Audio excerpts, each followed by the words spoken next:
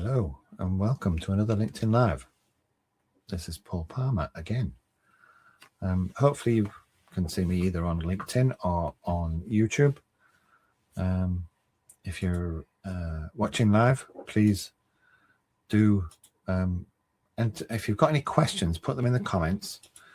They sometimes show up, but very rarely now. I don't know why. Something seems to have changed the way it works. So what we're doing now is we're answering comments in the comments by answering your messages. I like to give people a chance to join. So once we've been here for a couple of minutes, that's when I'll start the actual presentation. And while we're doing that, I'll tell you a little bit about me. So I started in the pharmaceutical industry in 1986. I'm now 40 years, 4 decades in the pharma industry, which it does seem like a long time. It has been a long time. I've done all sorts of different things. I started in microbiology, then became after promoted multiple times, a supervisor in QC for analytical, then on to management for pharmaceutical manufacturing. I did some site transfers, quality systems, of course. You have to write procedures and things, whatever you do now. But we did back then as well, which was interesting because we got BS 5750 accreditation. Certification? I think it was certification. I've done multiple computerized system validation projects. I've done them where I've actually been doing the testing, and other times where I've been doing the leadership role, guiding how to actually do it and what we needed to do to deliver in accordance with the legislation. I talk now a lot about AI. AI is a current topic, of course, which everybody's interested in, and a lot of people don't really understand it. So I talk about it and what they need to consider. I've run my own consultancy now since 2011. The dosage forms I've been involved with, sterile, non-sterile, aseptic, liquid fill, solid dose, creams, oils, ointments, inhalers, combination products, ATMP, slightly touching on it. I wouldn't say I've done a huge amount. Doing some homeopathic, some herbals at the moment. A bit of veterinary. Veterinary more normally linked to when it's relevant to an existing human product. Okay, so if you've got any questions about how I could help you, please do message me on LinkedIn or on the email that we'll give you at the end of the presentation. I am the founder of the Academy of Pharmaceutical Excellence. The reason that we established the Academy was to help people with their knowledge about the pharmaceutical industry rather than just training in SOPs. I've been a bit, I won't say horrified, but I was a bit concerned about the number of people that understood what the SOP words said, but didn't understand why they were doing it. So that's why I started doing recordings on LinkedIn. I do webinars. We'll be setting up the academy with recorded courses and live courses. And we can do custom courses as well. So today we're talking about how emerging markets are reshaping the global pharmaceutical industry. So welcome, everybody. Center of gravity is shifting. That's for the pharmaceutical industry. It's no longer dominated by North America and Europe the way it used to be. Emerging markets are becoming centers for innovation, manufacturing, and investment, reshaping global supply chains, competition, and the future of pharma. The pharmaceutical industry is moving quickly. So what do we mean by emerging markets? Well, really, it's Eastern-ish. So there's India, there's China, there's the Middle East, and there's Africa. India's long been a generic powerhouse, I suppose, is probably the best way to put it, for generic medicines and vaccines. China's been known historically for API, but now they're running innovation in biologics and advanced manufacturing as well, with significant investment, which then leads us on to the Middle East, which is also investing heavily in local manufacture and healthcare transformation. There's a bit of, last time I was out there's quite a lot of aesthetics as well as the treatments themselves. But I did find that the setup that they have already is quite advanced compared with what we see back home. So I quite like the way that they're running things. And then we've got Africa. Africa's an interesting one, led by the World Health Organization, Uganda, for example. They're expanding manufacturing capacity and medicines accessed locally. Now, this is a significant change because they've also always relied on import, and to produce locally for the local market, it's quite a feat because, of course, you've got issues with resource, you've got issues with licensing, you've got issues with an authority that doesn't necessarily have the same level of understanding. So they're doing well, they're progressing well. But key points, key growth points. Well, you want to think about healthcare infrastructure. The expanding markets they're increasing patient access. They want to make sure domestic pharmaceutical manufacturing is there to supply. Biotech investment is, I would say it's starting. It's not huge yet, but I think it's going to grow. And alongside that, I think innovation will grow. And already you'll see in the Middle East that they're looking at innovative solutions. Regulatory capability is rising, primarily with the international collaboration though at the moment. And of course, with this, and with the emerging markets growing, there's going to be long-term growth. And the markets will be significant and they do have sustained growth potential because they've got such a large patient base and they need to. They can't rely on buying it in all the time anymore. Not the way that they have done historically, not if they want to be in a position to treat their own patients in their home countries. So why do they matter? Well, I sort of just touched on it. The population is growing.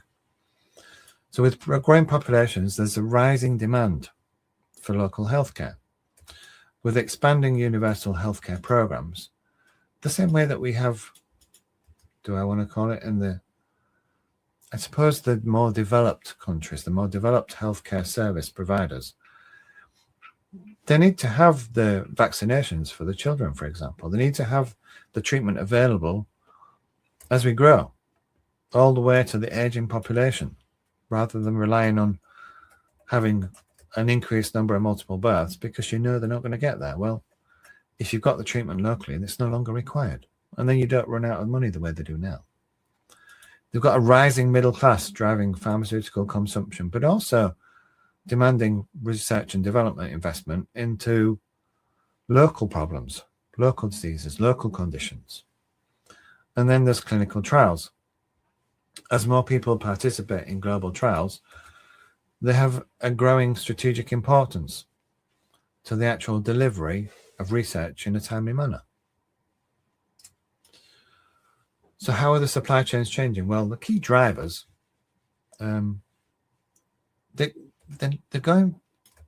moving away from, I would say is probably a good way to put it, the manufacturing hubs that have been the traditional way to achieve a low cost, high volume supply.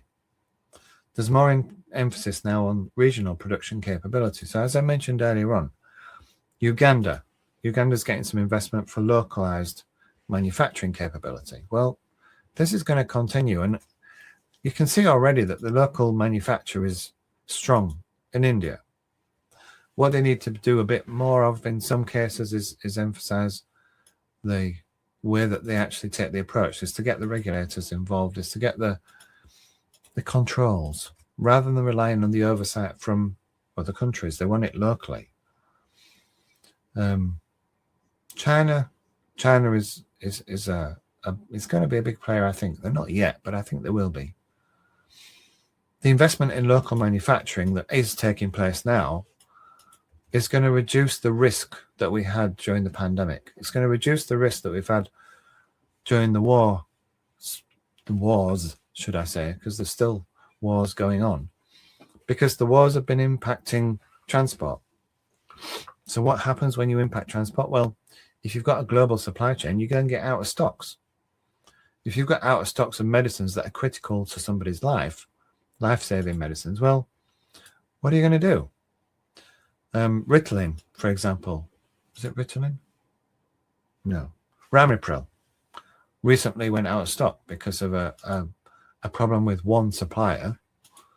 So now they're rushing to get product from around the world.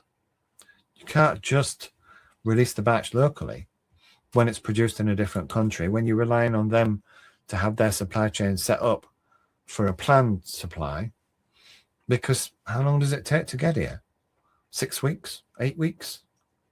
Well, if you're out of stock now and somebody needs their blood pressure medicine now, that's not really fast enough, is it? If you've taken everything off the market, off the shelves, then you need to fill that gap. Governments, I'm not sure that all, but some governments are actively encouraging domestic production. I can't say yet that it's everywhere, but there's definitely encouragement for local supply in Africa. There's definitely encouragement for local supply in China and India. Europe, I think it depends on which country you're in. There's certainly incentives, I would say, which is what encouragement really is. Incentives in USA for local supply. The risk with international, with global supplies, is what happens when the supply routes break down. So it's the risk that our shaping strategy, the risk of the Strait of Hormuz being closed, the risk of what happens when there's a war on and you just can't get the medicines out. Instead, you're supplying them in. But if you've historically bought from the market that's closed or inaccessible, or you've got an infection, you've got a pandemic that's going around the world, and you want to restrict transport. But if all your generic products, all your analgesics, your painkillers are coming from one market, two markets, the larger suppliers, localized in India and China, for example, then you need, I don't know, I think it was paracetamol in the pandemic. There wasn't enough. The supply of paracetamol was nowhere near enough to just deal with the people that were at home that were suffering. Now, paracetamol has more than just a painkiller action. It's more than just an analgesic. It's also an anti-inflammatory to some extent, as is ibuprofen. So you need to be able to turn on that local supply when you can't actually get what you need. So it is risk-based. And I believe that the supply chains are going to continue to adjust to that risk-based strategy. But from a regulatory perspective, that can be challenging. The emerging markets are rapidly closing the regulatory gap, strengthening inspection capability, embracing the international standards such as ICH and PICS, digitizing submissions to align with global requirements. Well, if they're coming along and they're enhancing, and we're still buying from them, what's going to happen? Well, they're strengthening their authorities, building their inspection and oversight capability, but they're also bringing the product that they want to use in-house. They're consuming locally. So what's going to happen to the rest of us around the world? Well, hopefully we'll still get the supply. There's going to be more international harmonization, so we can be adjusting, coordinating across borders for consistency. That does take effort. It takes a global strategy within an organization that's manufacturing and supplying and licensed for, because maybe they've got the rights for that product around the world. They don't want to be giving away their intellectual property, do they? So they set up in these local countries. Well, that's going to take time. There's going to be innovation beyond traditional markets. You're not going to be getting all the innovation in the hubs anymore. You've got easy accessibility. You've got virtualization of experiments. You've got biotech ecosystems, growth in cell and gene therapy capability, AI and digital health investment, moving from local to global, companies becoming global competitors through academic and industry partnerships. I'm already working with University College London, where we use the virtual world to actually work together. We can actually run experiments across the world using what we call digital twins. The digital twin system is, you've got your headset on. I didn't actually plan to talk about this today, which is why I'm hesitating a bit. So it's not AI, it's VR. VR and AR, virtual reality and augmented reality. Well, the virtual reality side of things, you can see each other's experiments, even though you've only got your own local one in front of you. But you can see how the experiment progresses. Imagine you've got your own manufacturing site, and imagine that manufacturing site wants to do an analytical method transfer. And you can see each other's results, and you can each see how you're doing the test at the same time as you're doing it. And then you see the consistency in the results because you've done it together. Now there's a future. There's a future worth seeing. From manufacturing to discovery, emerging markets are moving up the value chain to drug discovery and innovation. Why? Well, everybody's got access to AI. And then they just need to go ahead and do the tests. Well, if they've got the access to AI and they've got the access to the computerized systems, why not? Why can't they? They've got the population there. They can do the testing. Of course, we're going to end up with a global talent challenge. GMP professionals are already increasing demand, and there's a significant global shortage. If you need support, I'm here. I've got 2 in my team that can come out and see you as well. But that's limited, isn't it? Imagine you've got 20 sites. Well, I've got partners I work with, but it's still a lot. So it needs professionals that can travel, that can go from one site to another. You need to be able to train the trainer, which it's an interesting concept. But you need to be able to demonstrate competence as well. And you won't see that until the trainer that you've trained goes out and does it themselves. And they need to be monitored. Because what's the point if you train the next generation incorrectly and you get the data integrity failures? We need regulatory specialists. There's already intense competition for technical knowledge and leadership talent in the regulatory field. It has been for a long time, because a lot of regulatory work does already take place in the emerging markets and around the world. It's essential for us all to learn continuously. The market's still changing. I don't think it's going to stop. So continuous learning, a lifetime learning, is something that I talk about anyway. It's something that I always believe in. There's no reason to stop learning. If you stop learning, you stop moving forward, in my opinion. So I continue myself. I'm studying AI at the moment, and I do talk about it already. I share what I learn as I go along, but there's other areas as well. The regulations, of course. Different approaches to actually delivering the service in a timely manner. But then, if you watch me regularly, you'll find out what I'm doing because I talk about it. So what does it mean for pharmaceutical professionals? Well, international experience is becoming increasingly valuable. And actually, I would recommend you do it. I found working with, I think Switzerland was probably the most impactful for me. I quite like to travel over to the US and to work with the teams over there, but their approach is very similar to the way we do it in the EU. So it actually, no.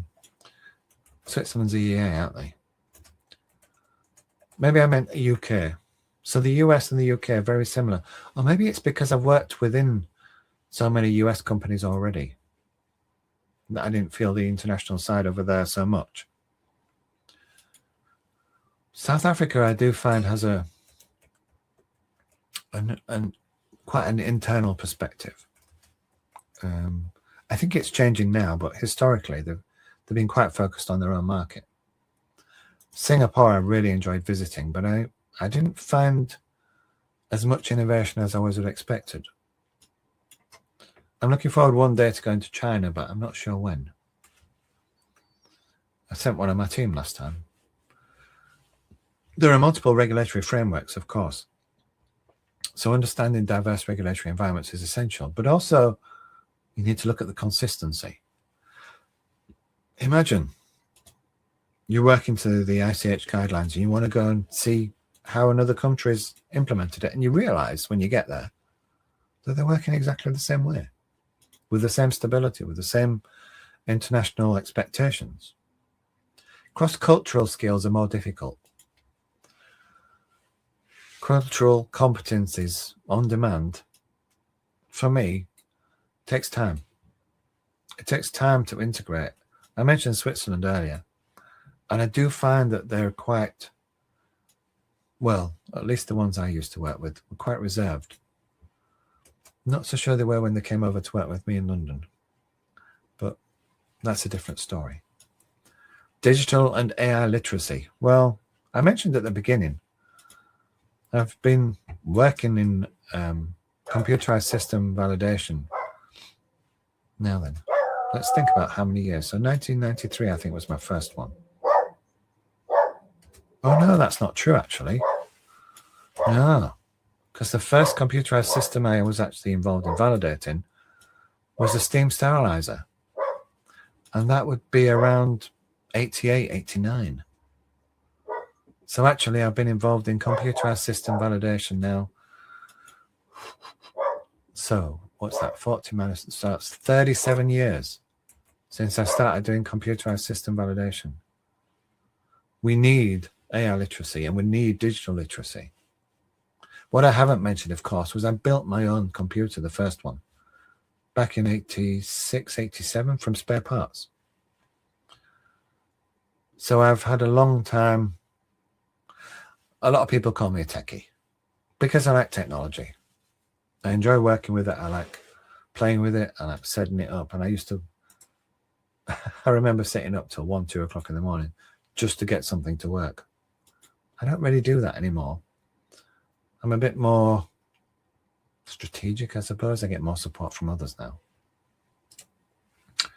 But pharma is truly global. Innovation is not confined to the traditional regions. Emerging markets are shaping the industry's future. And collaboration, I think, should increasingly replace competition. I don't know that there's the trust there yet, but I think it will get there. Future pharmaceuticals won't be built by one country. It'll be built through global collaboration, shared innovation, and world-class quality standards. When we talk about quality, we talk about fitness for purpose. We talk about products that cure people, that treat people. I'm not talking about the quality assurance department. What I would like you to do now is to invite you to work with us at the Academy of Pharmaceutical Excellence. I'd like you to contact me on LinkedIn if you've got any questions about this presentation or any of the others that we've delivered. We are now running up to a time where we're going to increase the amount of content that we're sharing. You'll see on the screen that's my LinkedIn profile. There's the YouTube channel. If you look on the live link on the YouTube channels, they're actually broadcast live there as well as here. Oh, actually, you could be there already. So they're broadcast live on YouTube and on LinkedIn. But it's the easiest way to contact me directly, I suppose, is probably LinkedIn. But you can also email us on info@academypharmaceuticalexcellence.com or visit the website. If you want to book direct, just book. If you want to talk about it first, send us a message, send us an email, and Annette will get back to you, or maybe me, depending on who picks the message up first. So I hope you found today useful, and I'll be answering any comments or any questions that you've added below into the comments later. If you're watching this on the recording, because of course it stays up on the recording, I don't actually know how long for, but last time I looked, it was about a year on LinkedIn and forever on YouTube, unless I mess something up, which I don't think I will. So thank you for your time. Thank you for your attention. I'm going to go now and check to see if there's any comments, and I'll be answering your questions shortly. So that's me, Paul Palmer, Academy of Pharmaceutical Excellence. I'll talk to you soon.